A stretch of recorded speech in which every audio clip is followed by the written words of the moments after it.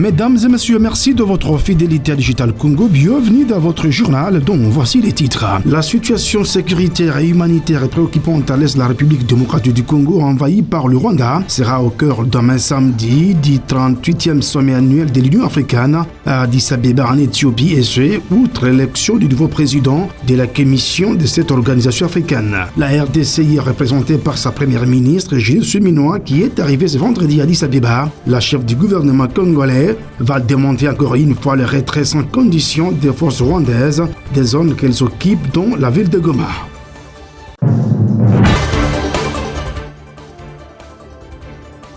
La semaine d'intense prière pour la paix à l'est de la République démocratique du Congo, organisée dans la province du Lualaba, s'est clôturée jeudi dernier par un grand rassemblement au stade Dominique de Kolwezi. Devant les fidèles des églises de réveil kimbanguistes, protestantes et musulmanes, ainsi que d'autres confessions religieuses, la gouverneure Fifi Masuka a condamné avec la plus grande fermeté l'agression rwandaise, tout en appelant la population à la résistance.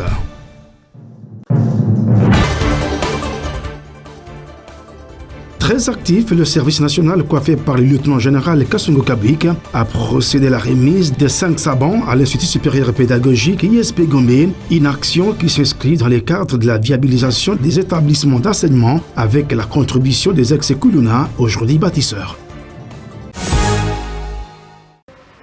Encore une fois, bienvenue dans votre journal qui commence par cette information. Participant ce vendredi à Munich, en Allemagne, à la conférence sur la paix, le président de la République démocratique du Congo, Félix Tshisekedi, a encore une fois chargé son prédécesseur, Joseph Kabila Kabange, d'être derrière la guerre d'agression à l'est de la RDC. En réaction, Barbara Nzimbi, conseillère à communication de l'ancien président Joseph Kabila Kabange, parle des accusations gratuite et sans fondement. Le peuple congolais a aujourd'hui besoin de la paix et de la sécurité au lieu de continuer à jouer au bouc émissaire, ajoute Barbara Nzimbi, qui appelle le président Félix Tshisekedi de travailler plus que son prédécesseur Joseph Kabila. Je vous propose de suivre Barbara Nzimbi, conseillère à communication de l'ancien président Joseph Kabila, jointe au téléphone par Rita Bitota. La seule et l'unique bataille que le peuple congolais attend aujourd'hui du président Félix Tshisekedi contre son prédécesseur est celle d'être meilleur président que lui dans le respect de l'homme, par exemple, dans l'amélioration de conditions sociales et économiques, enfin principalement dans la stabilisation effective et définitive de la situation sécuritaire. C'est sur ce terrain que le peuple pourra évaluer le niveau non seulement de ses compétences, mais aussi de son sérieux en tant que garant de la nation, et non en jouant à l'autruche face à ses responsabilités. Le déni profond dans lequel est plongé le président Tshisekedi aujourd'hui est un gaspilleur des temps, d'énergie pour lui, pour son gouvernement, pour nos vaillants FARDC qui se battent au prix de leur vie. Et ce déni qui a malheureusement pour première victime le peuple congolais. Le peuple est victime du déni permanent de celui qui est censé être garant de la nation, celui qui est censé garantir sa sécurité, et autres qui malheureusement a une vision personnelle déphasée complètement à la réalité, incapable d'apporter du concret à son peuple, passant malheureusement tout son mandat à chercher des boucs émissaires que d'apporter la solution aux multiples défis qui plongent le pays aujourd'hui dans ce chaos sans précédent.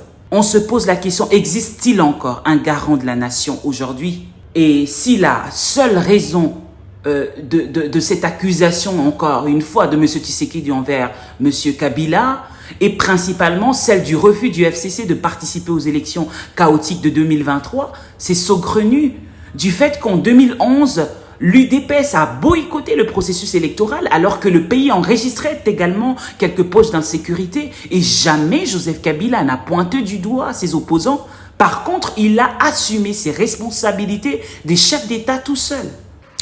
Et la situation sécuritaire et humanitaire préoccupante à l'est de la République démocratique du Congo sera au menu du 38e sommet annuel de l'Union africaine à Addis Abeba en Éthiopie. Et outre l'élection du nouveau président de la Commission de l'Union africaine, la République démocratique du Congo y est représentée par sa première ministre, Judith Suminwa. La chef du gouvernement congolais va demander encore une fois le retrait sans condition des troupes rwandaises des zones qu'elles occupent occupe à l'est de la République démocratique du Congo. Et les activités socio-économiques sont restées paralysées ce vendredi dans la ville de Béni, au Nord Kivu, au lendemain de l'assassinat de l'artiste musicien engagé Delcat Idengo par les envahisseurs rwandais à Goma, à la suite de la ville morte décrétée par les mouvements de pression. Les boutiques, magasins et écoles sont restés fermés. Les rues et avenues restaient quasi désertes. Et c'est à protestation de l'assassinat de Delcat Idengo qui était à plein tournage du clip de l'une de ces chansons qui incrimine les envahisseurs rwandais et leur supplétif Diam 23. Boutiques, magasins, stations-service sont restés fermés la majeure partie ce vendredi 14 février à Béni. Les écoles, banques et autres officines n'ont pas aussi fonctionné. Des barricades étaient placées dans plusieurs endroits chauds déjà tôt le matin. Des jeunes des tendances confondues se sont rendus à la famille du défunt en guise de compassion. Les éléments des forces et services de sécurité ont été obligés de faire usage des balles réelles en sommation pour disperser quelques manifestants qui ont prévenu sur l'arrêt des activités la veille. Quelques arrestations ont également été signalées. La nouvelle de la mort de Delphin Katembo, alias Delcat Idengo, est tombée jeudi quelques jours après la sortie d'une chanson intitulée Pondokiza Kwetu, traduit Armes de chez nous, qui a été hostile à la rébellion du 1-23 qui occupe actuellement Goma. Avant sa mort, Idengo avait déjà quitté la prison lors de l'entrée des rebelles. Selon certaines sources, Delcat a été tué alors qu'il montait le clip pour cette œuvre. Et des réactions fusent de partout après l'assassinat jeudi dernier à pleine journée de l'artiste musicien engagé Delcat Idengo à Goma par les envahisseurs rwandais appelant un tournage du clip de l'une de ses nouvelles chansons contre les agresseurs rwandais et leurs supplétifs. Les artistes musiciens du Nord Kivu indignés condamnent avec la plus grande fermeté cet assassinat lâche de Delcat Idengo qui luttait contre l'agression rwandaise. Les rappeurs révolutionnaires Elkan Kara demandent justice. Il a été joint au téléphone par Digital Congo. C'est avec désolation que j'ai appris le meurtre par balle de mon collègue révolutionnaire Delcat Idengo par les éléments rwandais, ou soit de l'armée rwandaise du M23 à Goma. Ça nous a en tout cas fait mal au cœur et nous continuons toujours à pleurer notre héros. Moi je l'appelle héros national parce qu'il s'est bâti sans moyens, sans financement, sa protection et sans encadrement. Il s'est donné corps et âme et finalement il est mort armé à la main. Un homme qui ne voyait pas ses propres intérêts mais qui privilégiait toujours les intérêts généraux de la population. Au moins il s'est donné le courage, il s'est donné en tout cas le charisme de dire tout haut ce que les autres disent tout bas. C'était un vrai Mouzalendo, et il est mort arme à la main. Il est mort sur les champs de bataille. C'est pourquoi je souhaiterais qu'il soit en tout cas élevé au rang de héros national. Héros national. Dans l'ordre des héros nationaux, il faut que Idengo soit aussi en tout cas repris, son nom soit repris dans l'ordre des héros national. Et la dégradation de la situation sécuritaire et humanitaire à l'est de la République démocratique du Congo préoccupe de plus en plus la Fédération des associations des personnes vivant avec handicap et qui appelle au dialogue, car cette catégorie des vulnérables est très exposée par cette agression. Kipindu, coordonnateur national des FENAFACO, joint au téléphone par Digital Congo. Depuis le début de ces affrontements entre les M23 avec l'AFC, l'Alliance Fleuve Congo, que dirige M. Corneille Nangaa, et aussi avec le soutien du Rwanda, des affrontements avec l'armée régulière de la République démocratique du Congo, c'est plus les personnes vivant avec handicap qui payent les prix. Les personnes vivant avec handicap sont tuées, les personnes vivant avec handicap sont massacrées, les personnes vivant avec handicap n'ont pas accès à l'assistance humanitaire, et les personnes vivant avec handicap payent les prix, même dans les différents rapports qui sont publiés par les gouvernements, par les agences du système des Nations Unies, les ONG internationales, la MONUSCO. On ne fait pas mention aux personnes vivant avec handicap, c'est ce qui inquiète.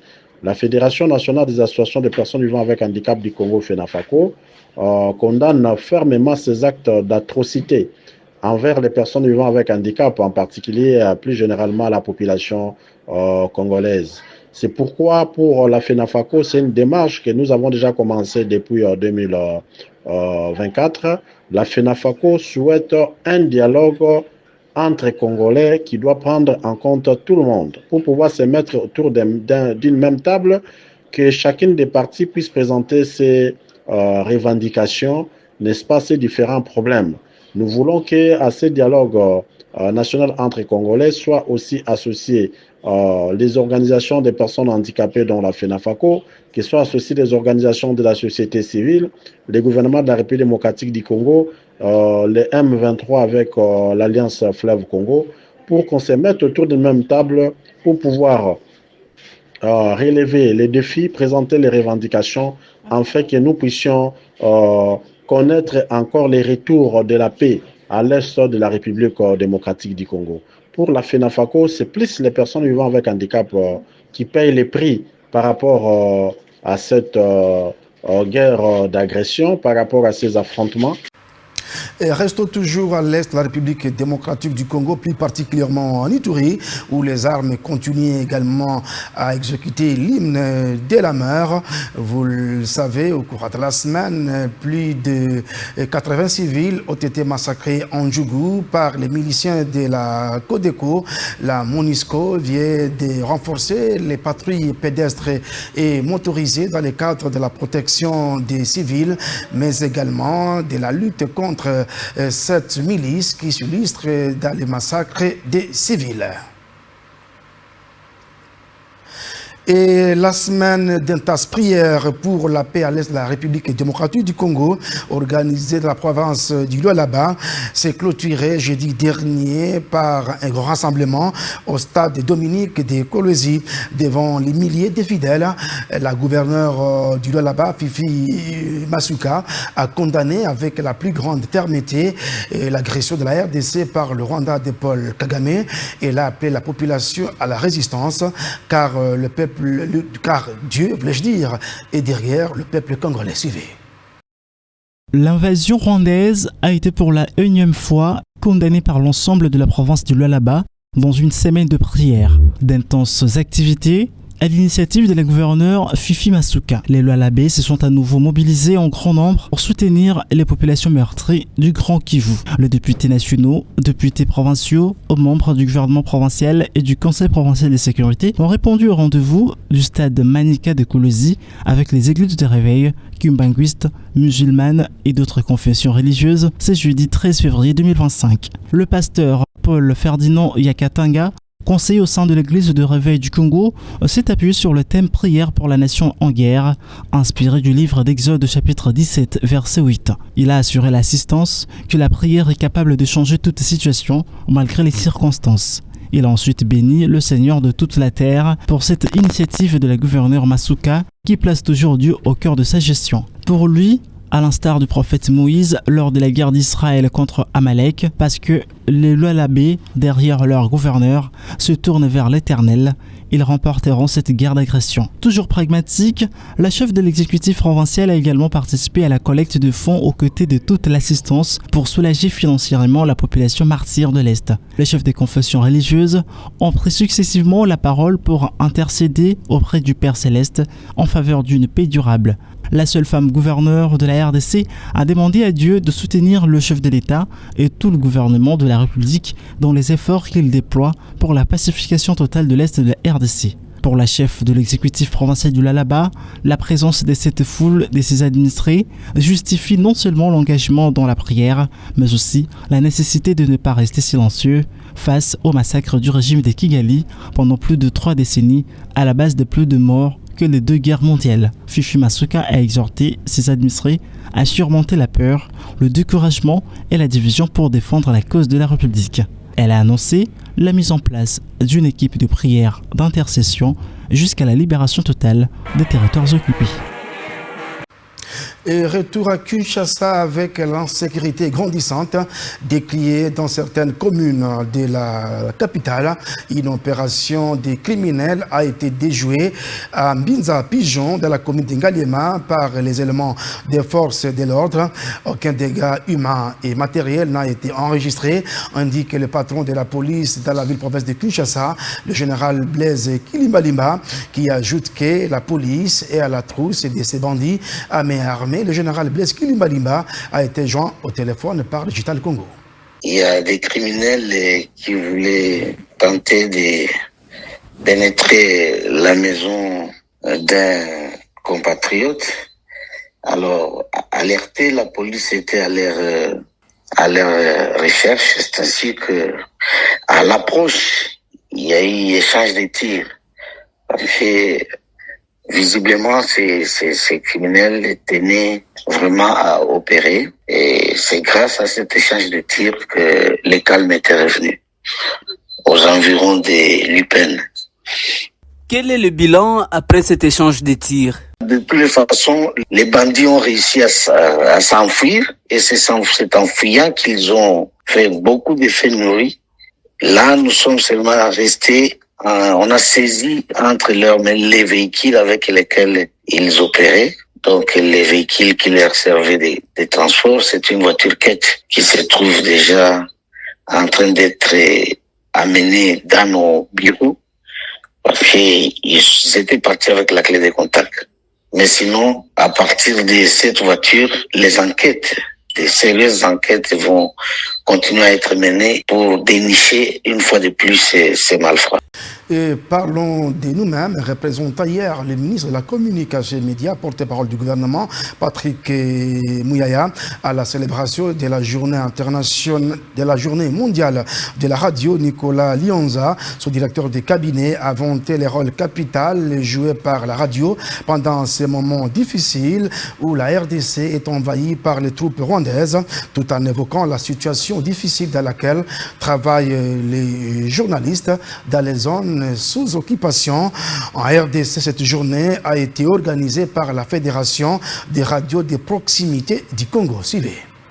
Patrick Mouyaya, ministre de la Communication et Médias, porte-parole du gouvernement, empêché et représenté ce jour à la célébration de la Journée mondiale de la radio. FRPC, la Fédération des radios de proximité du Congo, célèbre à Kinshasa. Nicolas Lianza, directeur de cabinet du ministre de la Communication et Médias, en présence de quelques représentants des missions diplomatiques, du président de l'UNPC et des membres du FRPC, a rappelé l'importance de la radio depuis les années. Il a surtout invité à une réflexion sur le rôle indispensable de ces médias. Nous sommes aujourd'hui pays solution pour le changement climatique. Et aussi avec le grand réseau de radios communautaires réunis notamment au sein de leur fédération FRPC, nous ne pouvons qu'être contents du fait que l'État congolais, à travers le ministère de tutelle, le ministère de la Communication et Médias, soit invité et puisse prendre parole à ces assises. Le directeur de cabinet du ministre de la Communication et Médias, Patrick Mouyaya, a attiré l'attention sur les défis auxquels fait face la radio à l'ère de la désinformation. Le représentant du ministre Mouyaya a félicité les radios communautaires pour le travail acharné dans la lutte contre le poison rwandais. À tous les acteurs des radios communautaires en République démocratique du Congo et en particulier ceux qui sont présentement dans les zones occupées injustement par le Rwanda ainsi que ses supplétifs, nous ne pouvons qu'adresser nos vives encouragements.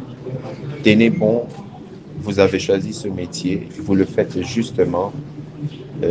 La République ne vous a pas oublié. Et revenant au thème du jour, Nicolas Lianza a félicité sur son choix changement climatique car la RDC s'inscrit comme pays solution grâce à la richesse de sa faune et de sa flore. Un concours a été organisé pour primer la meilleure radio sur la thématique du changement climatique. Et très actif, le service national coiffé par le lieutenant-général Kassongo Kabrik a procédé à la remise de 5 savants à l'Institut supérieur pédagogique de la Gombe, ISP Gombe. C'était à la grande satisfaction des bénéficiaires. Reportage avec Bénédicte Ndembe et Timothée Piamboula. Il ne lésine sur aucun moyen pour offrir les meilleures conditions d'apprentissage aux futures élites congolaises. Le service national que dirige le lieutenant-général Jean-Pierre Kasongo-Kabwik a équipé en banc ce vendredi l'Institut supérieur pédagogique de la Gombe. Un premier lot de 500 bancs de 5 places assises a été remis à cet établissement d'enseignement supérieur sur ordre du commandant suprême Félix-Antoine Tshisekedi Tshilombo. De quoi susciter la reconnaissance de toute la communauté de l'ISP Gombe. Je voudrais que nous puissions vivement dire merci au lieutenant-général Jean-Pierre Kasongo-Kabwik, commandant du service national, et à ses collaborateurs. Ils ont bien compris le souci du président de la République pour notre pays et sont en train de bien accomplir leur mission, de former et de transformer les Koulouna qui sont un danger public et une véritable menace pour la sécurité du pays en général et pour Kinshasa en particulier. Ils en ont fait de grands bâtisseurs de valeur pour le développement de la RDC. L'utilisation à bon escient de ces bancs suffit pour valoriser ce travail de qualité abattu par les ex-Koulouna. Devenu bâtisseur, a exhorté le patron du service national, le lieutenant-général Jean-Pierre Kasongo-Kabwik. Le chef de l'État, commandant suprême des forces armées de la République démocratique du Congo, de la police nationale congolaise et du service national, nous a instruit de remettre gratuitement un premier lot de 500 bancs de 5 places assises chacun pour qu'il n'y ait plus jamais des étudiants qui suivent les cours debout par manque de place pour s'asseoir. Chères étudiantes et étudiants, je ne devrais pas vous rappeler qu'il vous revient de bien utiliser ces bancs. Je vous exhorte donc de les utiliser comme des patères familiales, des bons pères de famille, afin qu'ils servent le plus longtemps possible à votre génération et à celle à venir. Dans le lot des institutions académiques déjà bénéficiaires, il y a également l'UNIKIN, la Haute École de Commerce, l'UNISIC et l'INBTP. Le service national a rassuré qu'il va étendre ses actions jusqu'à d'autres institutions. Et rendons-nous dans le Congo central pour parler éducation avec le séminaire de renforcement des capacités des agents et cadres du bureau de coordination et des établissements a été organisé à Matadi par la coordination nationale des écoles conventionnées salutistes. La pédagogie et l'administration ont été au centre de cette formation. Reportage avec Jean-Claude Kidoumou. Des jours ont suffi pour ces cadres et agents du bureau de coordination et les chefs d'établissement des écoles conventionnées salutistes du Congo central d'être formés. Notre formation a eu comme thème la conduite des leçons intégrant la pédagogie active. Et là, nous avons parlé d'abord de l'exploitation et l'utilisation des programmes nationaux. Nous avons parlé également des 5 fonctions des enseignants, notamment la planification, la préparation des leçons, la conduite des leçons intégrant la pédagogie active et les approches pédagogiques, l'APC, l'approche par situation. Nous avons aussi parlé de les sortes d'évaluations, mais aussi nous avons parlé des évaluations des acquis des élèves et enfin nous avons terminé par la remédiation. Et donc les chefs d'établissement doivent mettre en pratique ce qu'ils ont appris en les restituant d'abord aux enseignants, mais aussi eux-mêmes doivent aussi animer de telles actions pédagogiques, de telle sorte que les enseignants puissent changer leurs pratiques de classe.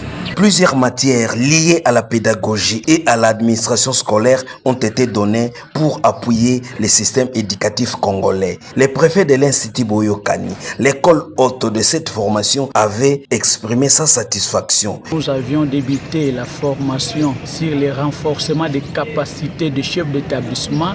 Nous sommes à la fin de cette formation.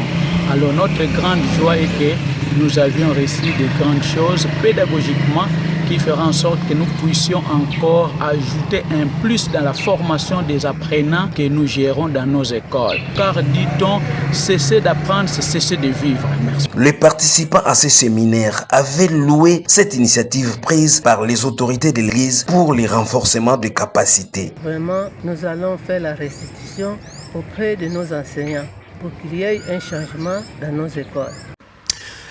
Écho des partis politiques dans ce journal, des nouveaux hauts cadres ont été nommés au sein de l'Alliance des paysans indépendants API, une formation politique membre du Front commun pour le Congo FCC de l'ancien président Joseph Kabila.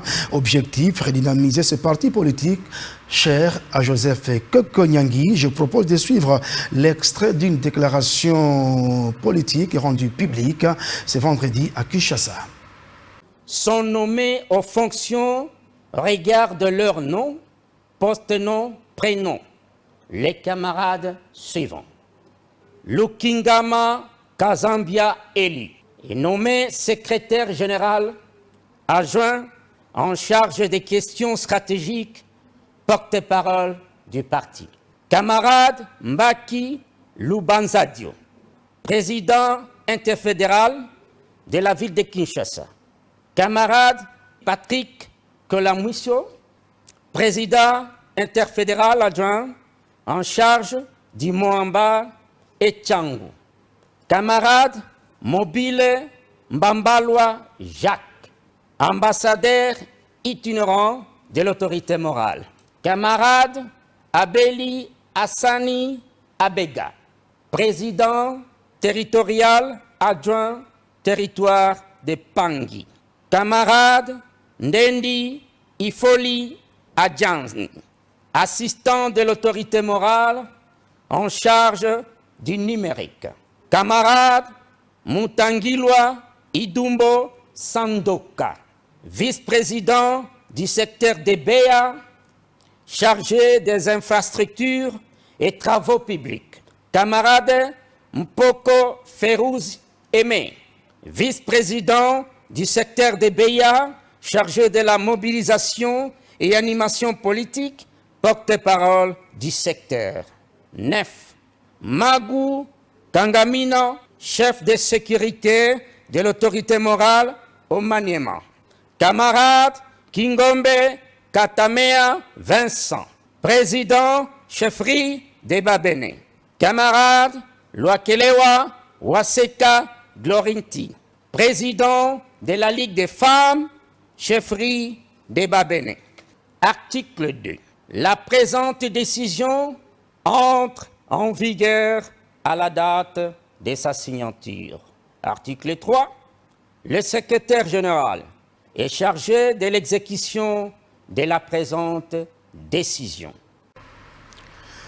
Et parlons santé pour clore cette édition. Le monde a célébré ce 14 février la journée internationale de sensibilisation aux cardiopathies et congénitales, les pathologies qui constituent une anomalie cardiaque présente dès la naissance.